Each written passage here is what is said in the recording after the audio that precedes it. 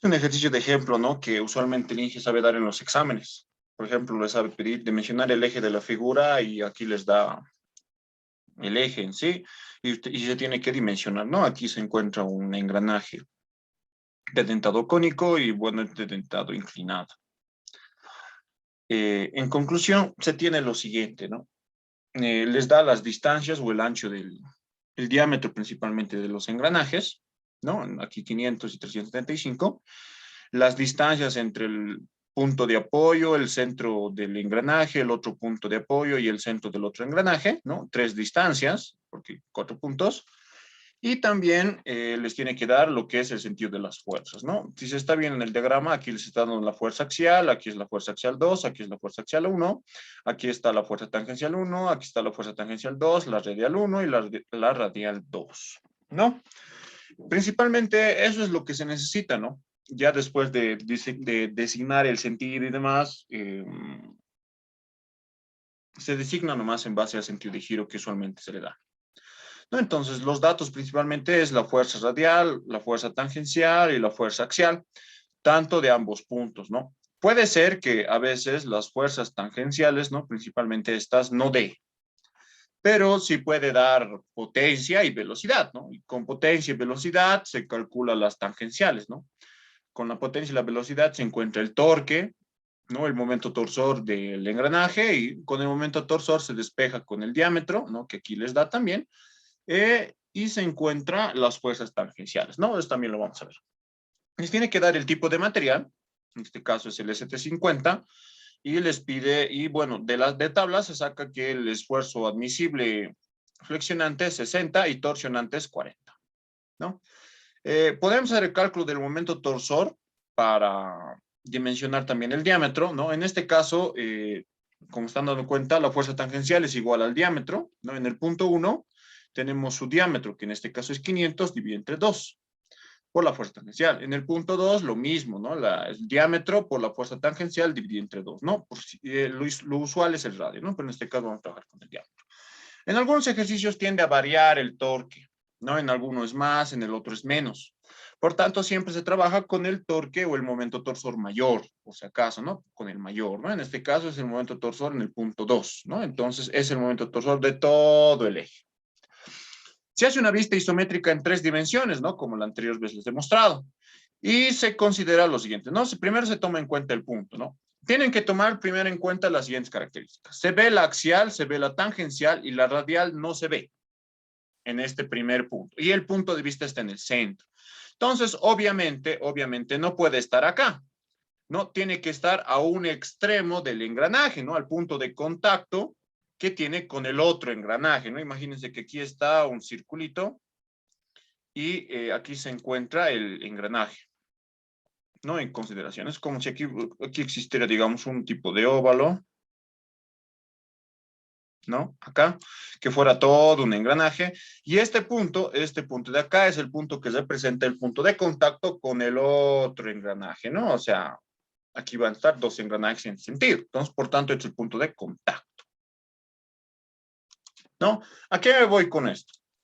La fuerza radial es la que no se ve, ¿no? Viendo el punto, se ve la axial, se ve la tangencial, pero no se ve la radial.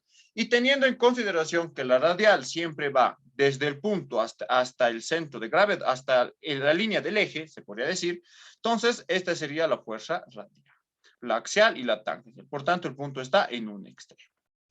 No, me voy ahora al otro punto. En el otro punto, la axial se ve, la radial se ve y la tangencial no se ve.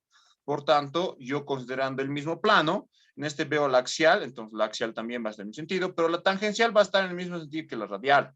Por tanto, la tangencial va a cambiar de giro, ¿no? Y tienen que considerar lo siguiente, ¿no? En este caso, la tangencial es lo que otorga el giro al engranaje.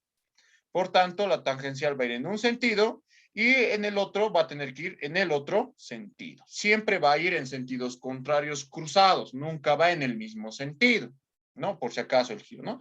En este caso la tangencial está yendo en un giro hacia este lado, ¿no? Se podría decir un giro antihorario y en este caso la tangencial tiene que ir en giro horario, netamente horario, por si acaso, ¿eh? Y bueno, principalmente de eso se parte, ¿no? Ahora, se traspasan, ¿no?, las fuerzas al eje. Siempre se traspasan las fuerzas al eje. Las que se traspasan siempre van a ser la radial y la tangencial, porque la axial está sobre el mismo eje. No, o sea, sobre el mismo árbol está en el mismo sentido, ¿no? Es el mismo eje, ¿no? En este caso es el eje Z. En este caso la axial siempre va a estar en el eje Z, siempre. Por tanto, entonces, considerando esas consideraciones, ¿no? Traspaso la radial, en este caso está entrando, siempre la radial va a ir del punto hacia el centro, ¿no? A la línea del eje. Siempre va a ir en ese sentido. La tangencial, bueno, se cambia, ¿no? En este caso está yendo hacia el punto y en este caso tiene que salir. La radial, obviamente, siempre va hacia el centro, en este caso está yendo hacia abajo, ahora tiene que subir. Y la tangencial, bueno, está saliendo, en este caso tiene que entrar. Siempre se cambia el sentido, ¿no? Salvo la axial, obviamente, ¿no? Aquí se está haciendo unas estimaciones de las reacciones de los apoyos, ¿no? Cómo pueden ser sus sentidos de fuerza a plena vista, ¿no? No está garantizado eso, pero se estima que sea de esa forma. Entonces, lo que se hace es transformar esta vista isométrica en 3 dimensiones en planos, ¿no? Plano YZ y plano XZ. ¿Hasta acá alguna duda? Porque la parte fundamental es esta. A veces hay que poner problemas de este mismo sentido, ¿no? De este mismo índole. La radial no se ve y la tangencial no se ve, por tanto, se complica todo para la gran mayoría, ¿no? O sea, se vuelve algo un poco difícil de entender. Y para eso mismo estamos repasando un tipo de ejercicio de este método, ¿no? O sea, de esta forma, ¿no? Como lo plantea el INGE. ¿Dudas, preguntas hasta el momento sobre el traspaso de fuerzas, cómo se han encontrado los puntos y demás? Bueno, sin haber dudas, continuamos. Tenemos ahora lo siguiente, nos traspasamos al plano YZ. Consideramos este plano, entonces todas las fuerzas que están en el eje X se vuelven puntos, ¿no? Es como si yo copiara esto mismo, porque este es el plano YZ, este es la Z y este es el Y, ¿no? La tangencial está en el eje Y, y aquí igual vemos la tangencial en el punto 1 está en el eje Y, como la radial en el punto 2 está en el eje Y. Por tanto, todas estas fuerzas que se ven en la primera vista están en el plano YZ. No, YZ. Tangencial 1, axial 2, radial 2. Obviamente, pero tienen que tomar algo muy en cuenta, ¿no? En este caso se ve el axial, pero a mí no me sirve que se vea si al final de cuentas no me genera ningún momento flector, ¿no? ¿Qué es lo que me genera? Nada. Entonces, no me sirve, ¿no? A mí, para generar el momento flector, necesito la fuerza y una distancia, ¿no? En este caso, la axial y una distancia. Pero como en este caso no tengo ninguna distancia, su distancia es 0, entonces el momento flector existente sería 0. Por tanto, para el plano YZ, desprecio la fuerza axial 1 en este punto y simplemente trabajo con la axial 2, la radial 2 y la tangencial 1. Obviamente, las fuerzas que tienen que trabajar tienen que ser las traspuestas, ¿no? Las traspuestas, por si acaso. En este caso, ya he traspuesto la tangencial y he traspuesto la radial. Entonces, la tangencial traspuesta y la radial traspuesta, ¿no? Por si acaso. Y bueno, me planteo el eje, copio las distancias y me planteo, ¿no?, sumatorio de momentos en el punto A. Entonces, en este punto, la sumatoria de momentos es 0. Considero la fuerza tangencial en este sentido, positivo. No, a ver, lo vamos a hacer. La tangencial va a ir en esto. En este sentido, y por tanto va a ser positivo, ¿no? En este sentido. Positivo. La axial, en este caso, la axial va a ir en el otro sentido. Entonces, por tanto, como no va en este sentido, va a ser negativo. Y la radial, obviamente, también va a ir en el mismo sentido que la axial, por tanto, va a ser negativo. Entonces, aquí tengo negativo y tengo negativo. Sus distancias, propiamente, ¿no?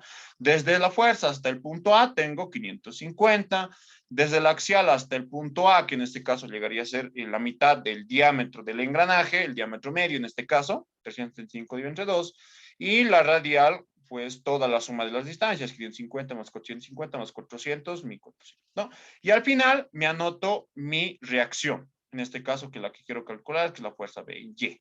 Le puedo poner en el sentido, ¿no? Porque dense cuenta que está en negativo, aquí está en negativo, positivo.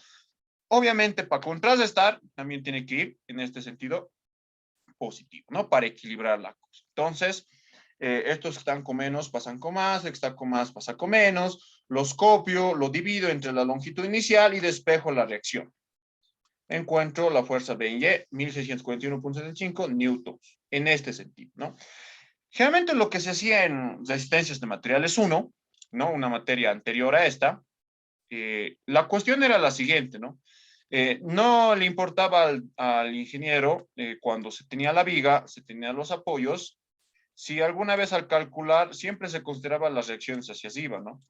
Y a veces estos valores salían negativos. Y el Inge sabe explicar, ¿no? Si es negativo implica de que este no es su sentido, sino tiene que ser hacia abajo. Nada más, pero solo lo explicaba. En esta materia, lo que se trata de hacer es que nos dé siempre un valor positivo. Por tanto, ya no tenemos que obtener valores negativos. Simplemente si obtenemos un valor negativo implica de que si lo hemos colocado hacia arriba, tenemos que cambiar el sentido y colocarlo hacia abajo. Nada más. Lo que el ingeniero principalmente ve en los exámenes es que se obtengan los valores positivos y los sentidos correctos. Nada más, solo eso. Con eso podemos continuar. Luego me voy a la sumatoria de momentos en el eje Y. Entonces, borrando todo lo que hemos anotado, nos vamos ahora al punto B, ¿no? En el punto B vamos a considerar la fuerza tangencial 1 negativa. Entonces, si vamos a tener este sentido, este va a ser, ¿no? Este sentido va a ser negativo. Entonces, volvemos al mismo sentido, ¿no? Los que giran en sentido horario son positivos. La tangencial 1 va a ser negativa. La axial 2 va a girar en el mismo sentido que la tangencial. Y la radial, obviamente, también, ¿no? Entonces, todos van a ser negativo, negativo, negativo. Mientras que la reacción tiene que ir en sentido positivo, ¿no? Para contrarrestar todo. Por tanto, va hacia arriba y es positivo, ¿no? Considero las distancias, despejo nuevamente y encuentro la fuerza axial en el punto 2, ¿no? La reacción, en este caso, en el punto A, en el plano Y, ¿no? Y con eso ya tengo todo calculado, ¿no? En el plano YZ, las dos reacciones principalmente, que es lo que me interesa. Continuando entonces, me voy ahora al siguiente plano, el plano XZ. Para el plano XZ, igualmente, traspaso las fuerzas que no he traspasado. En este caso, considero el punto 1 la tangencial. Entonces, las que me faltan, la axial y la radial. Y en este caso, para el punto 2, la axial he considerado, la radial también. Entonces, ¿qué es la que me falta? La tangencial. Entonces, inmediatamente. Igual, considero las fuerzas transpuestas, en este caso. La radial está yendo hacia el centro, ¿no? Y en este caso está yendo hacia arriba. Obviamente el eje Y está en sentido contrario que la radial, por si acaso, ¿no? Y la tangencial está en el mismo sentido que el eje Y. Entonces, si el eje Y es hacia arriba, la radial en el sentido contrario y la tangencial en el mismo sentido, ¿no? Obviamente, por eso dibujamos el plano más para que se capte de mejor forma. La axial, obviamente, aquí ya tiene su brazo en el punto 1. Y bueno, la axial en este punto 2 se ve como una línea igualmente. Entonces, como no tiene distancia, entonces el momento flector es 0 y no lo considero. En este caso, obviamente, para el plano XZ de igual forma, trabajo con momentos flectores, pero solo en ambos puntos, ¿no? En este caso, en ambos puntos, ¿no? Primero hacemos en el punto A, ¿no? En el punto A. Entonces, vamos a considerar el mismo sentido positivo, ¿no? El axial 1 está yendo en ese mismo sentido, ¿no? La radial 1 también está yendo en el mismo sentido. Positivo, positivo. Pero en este caso, la tangencial está yendo en el sentido contrario, negativo. Entonces, yo considero la axial, la radial y la tangencial negativo. Pero, puedo considerar a la reacción positiva. ¿Por qué? Porque si me doy cuenta, o sea, esto ya, como yo lo he realizado anteriormente, entonces he considerado primeramente hacia arriba, ¿no? Para contrarrestar, ¿no? Para que de alguna forma apoye a la tangencial y se genere un momento flector negativo, ¿no? Pero el resultado me salió negativo, por tanto, ¿qué implica?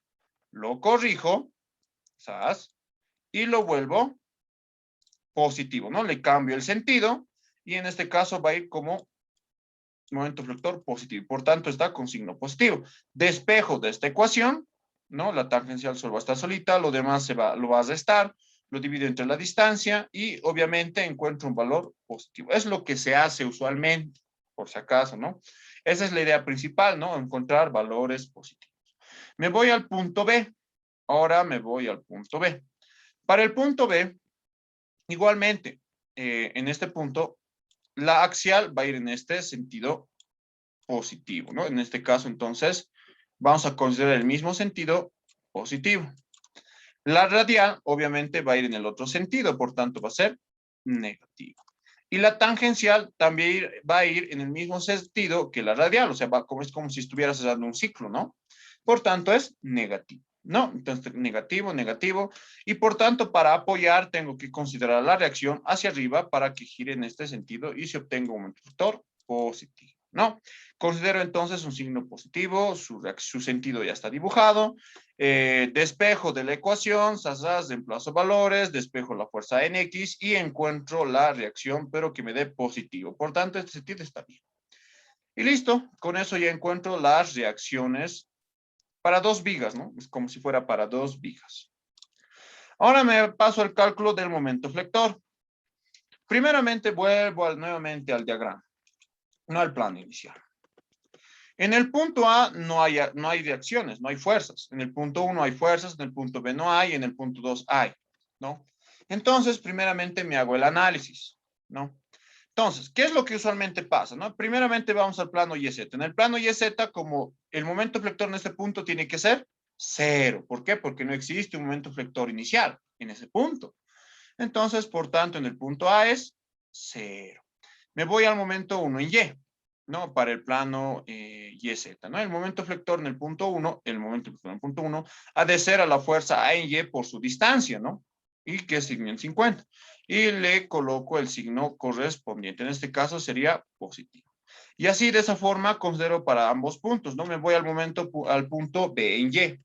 Para el punto B en Y, por ejemplo, en este punto, puedo considerar a esta fuerza por su distancia y a esta fuerza por su distancia, claro, esta obviamente, o simplemente trabajo con estas fuerzas de acá, ¿no? Que también da lo mismo, solo se cambia el sentido, ¿no? Es considerando diferentes puntos de vista de si analizo por este lado o si analizo por este lado, nada más.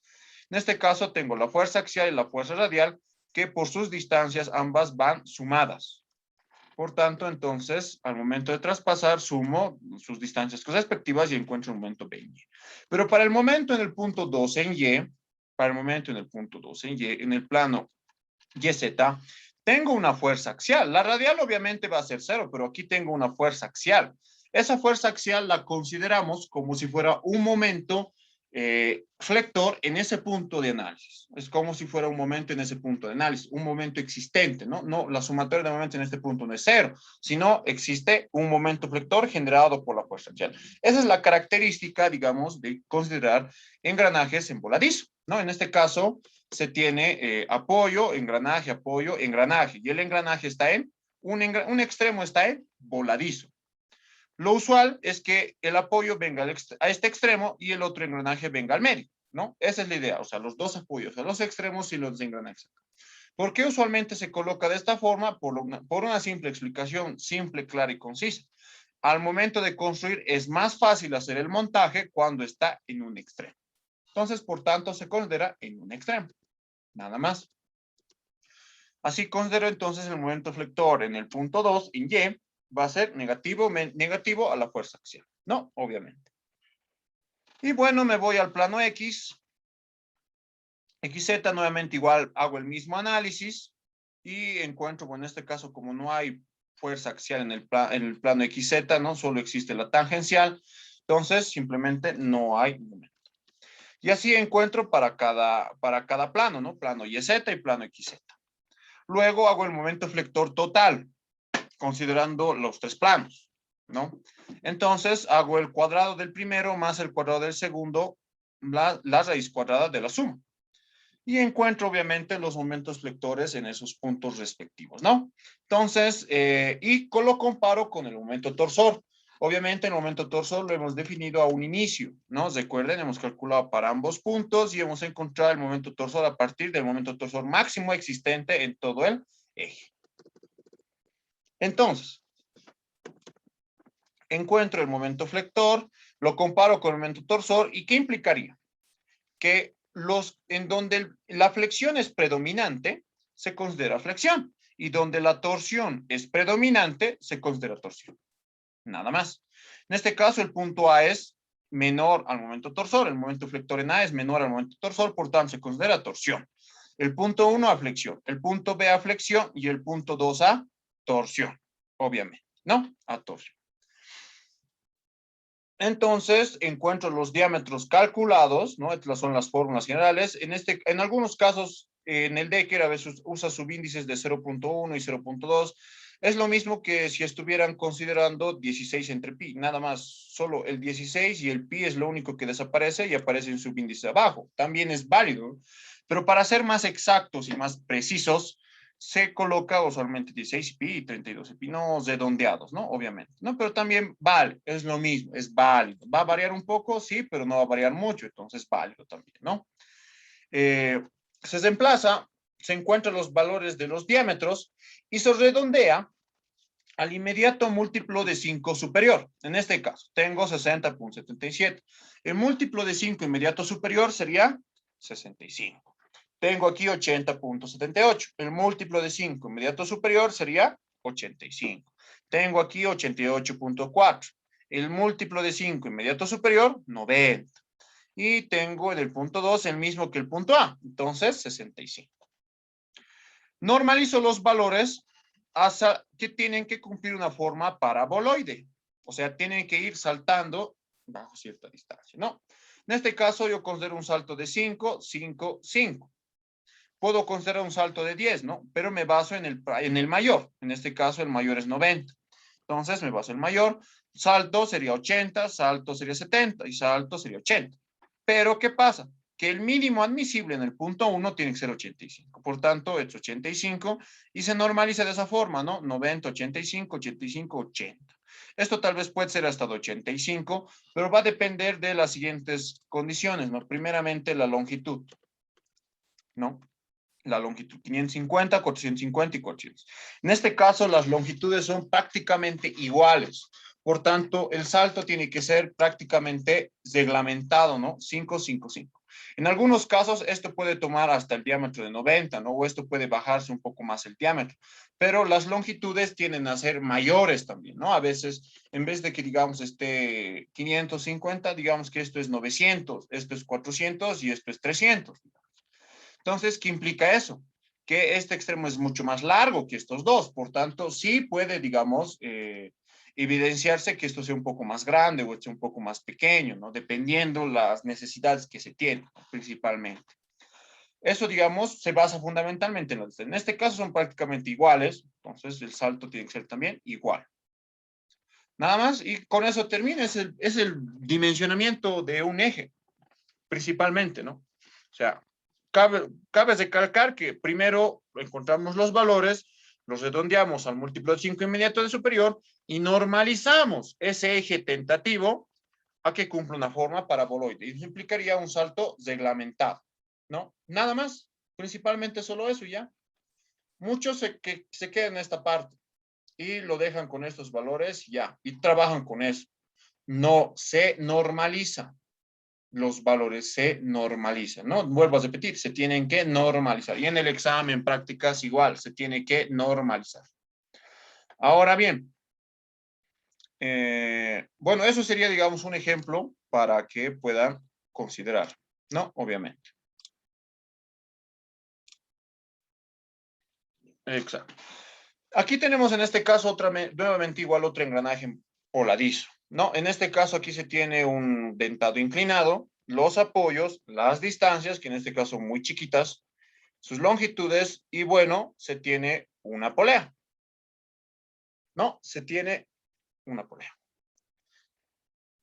Obviamente aquí está la fuerza axial, la radial, la tensión 1 y la tensión 2 en la polea, la velocidad, el diámetro de la polea y el diámetro medio del engranaje, ¿no? La radial y la axial se están viendo en este punto y la tangencial no se ve. Y obviamente, cuando es una polea, se cambia el punto de vista, el punto de plano, ¿no? Y se tiene tensión 1 y tensión 2, nada más. Siempre en una polea se tiene dos tensiones.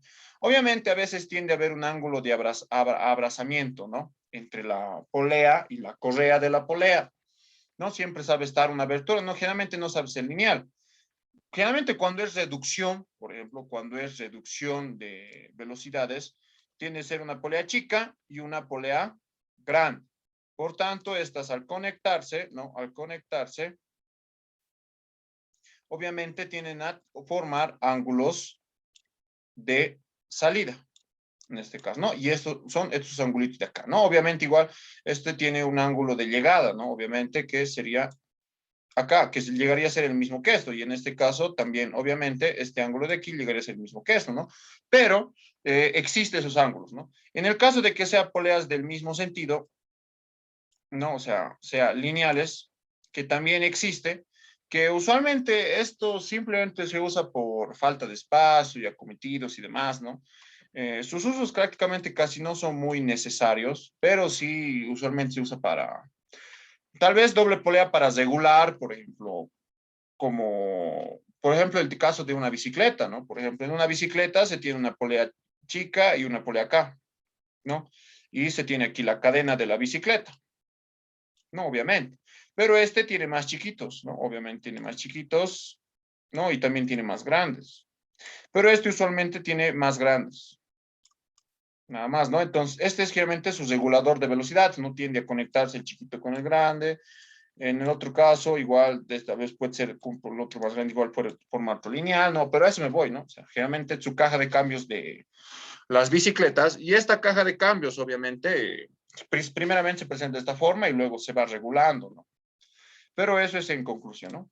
Volviendo entonces al enunciado, eh, tendríamos lo siguiente, ¿no? Entonces, en este caso no está dando el valor de la tangencial, pero existe, o sea, existe. La única que, digamos, no puede existir es la axial, ¿no? Dependiendo del tipo de engranaje. Si fuera un engranaje de dentado recto, la axial no existe, pero sí existe la tangencial y la radial.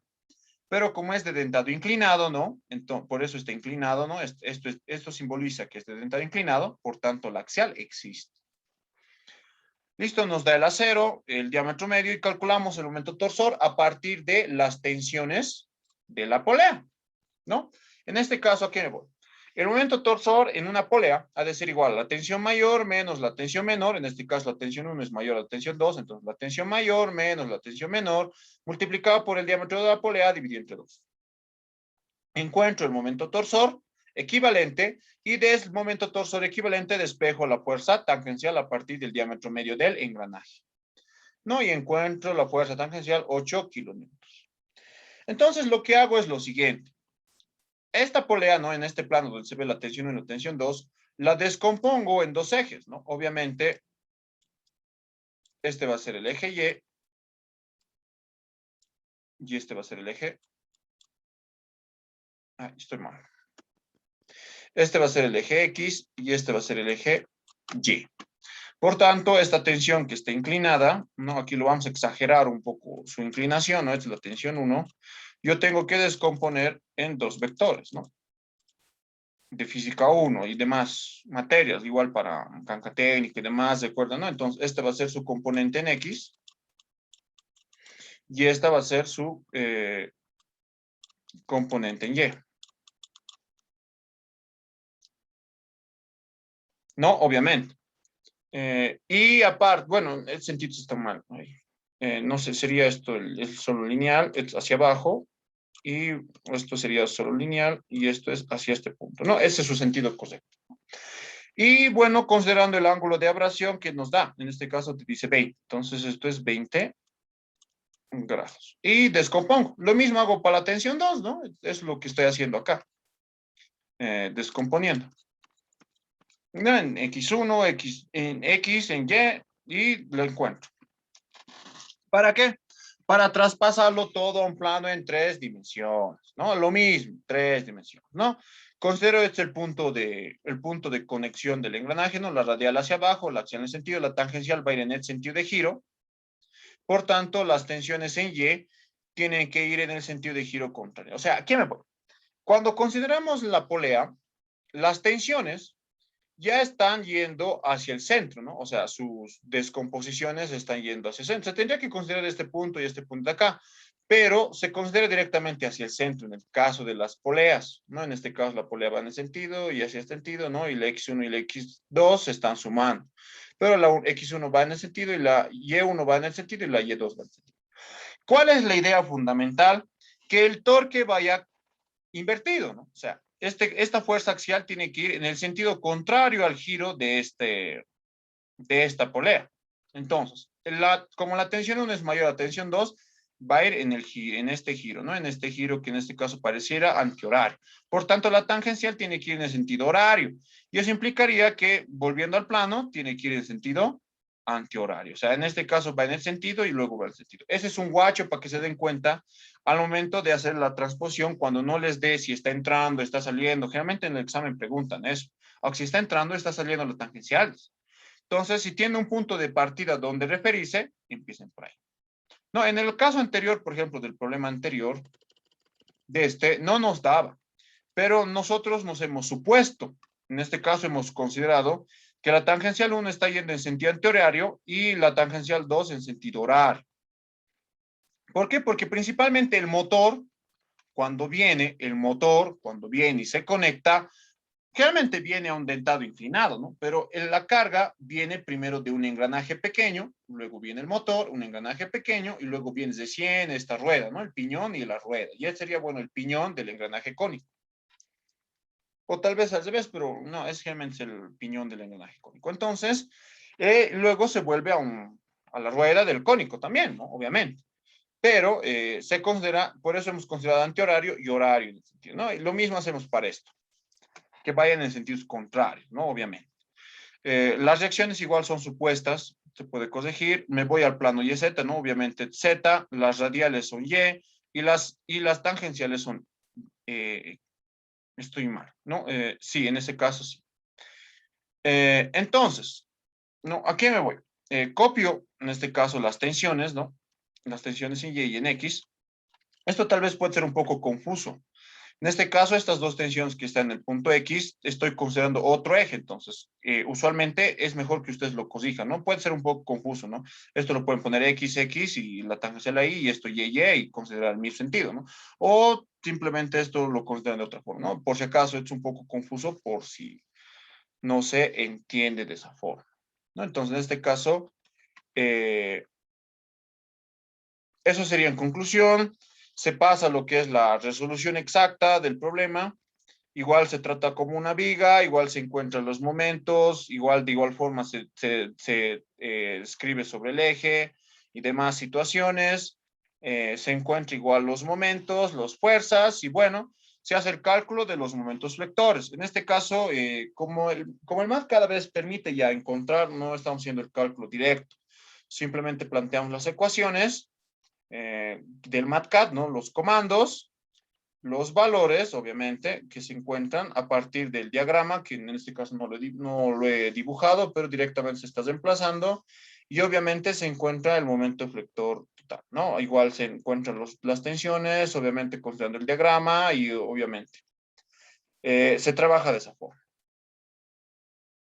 Y eso principalmente, ¿no? En ese punto, nada más. Pero ojo, tienen que considerar algo un poco importante en este punto, ¿no? O sea, ¿a qué me voy en este sentido?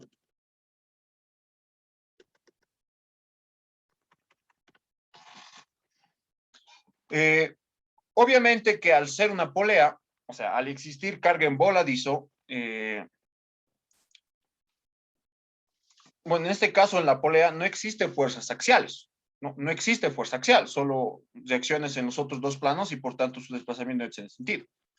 Pero tengo que considerar una cosa, no puedo considerar al momento en ese punto cero. ¿No? En este caso, en el punto 2 y en el punto 2 en Y y en el punto 2 en X, no lo puedo considerar cero para el dimensionamiento. ¿Por qué? Porque es una polea. Si fuera un engranaje de dentado recto, también, pero si fuera un engranaje de dentado inclinado, ya tiene su momento, ¿no? Si está en voladizo. O de dentado cónico también. Pero en el caso de que sea una polea o uno de dentado recto y no se tenga un momento flector, no puede ser cero. Para el cálculo de la seguridad de la rotura por fatiga, jamás es cero. Entonces, ¿qué es lo que se hace? Según recomendación del Becker, no se tiene la longitud total, desde este punto hasta este punto, ¿cuánto sería? 65 por 3, ¿cuánto es? No, 65 por 3 es 695 milímetros. Entonces, se considera hasta cierta distancia de este extremo. Entonces, es lo que se hace, ¿no? Entonces, yo al plantearme esta ecuación, ¿no? Del MACAT, me permite hacer el cálculo en un punto aleatorio. En este caso estoy considerando 150 milímetros, en el punto 2 en Y y en el punto 2 en X, y encuentro sus momentos flectores existentes en ese punto. Por tanto, encuentro el momento flector existente en ese punto, pero obviamente tiene que ser menor al momento torso, ¿no? Esa es la condición principal, ¿no? Y por tanto, la distancia generalmente es muy... En este caso hemos considerado 45 milímetros, pero en otros casos se considera 30, 20, dependiendo algunas especificaciones y su ancho principalmente. Ya, por tanto, se considera los diagramas igualmente se evalúa, esto es a torsión, flexión, flexión, torsión, se encuentra de esa misma forma, igual, estos van a ser los mismos porque como esa torsión se considera un mismo momento torsor y se encuentra un eje. Y este eje nuevamente se normaliza para cumplir la forma paraboloide, ¿no? Se hace el salto de 5, en este caso igual se hace 65, esto sube a 65, bueno, o a 60 en este caso para que no sea, digamos, tanto el salto, pero casi no va a variar mucho, porque esto es un apoyo y es corto. Por tanto, el salto no va a ser tan necesario. Y principalmente hacemos, vamos y luego se hace la seguridad de la sutura por fatiga. Se está cortando,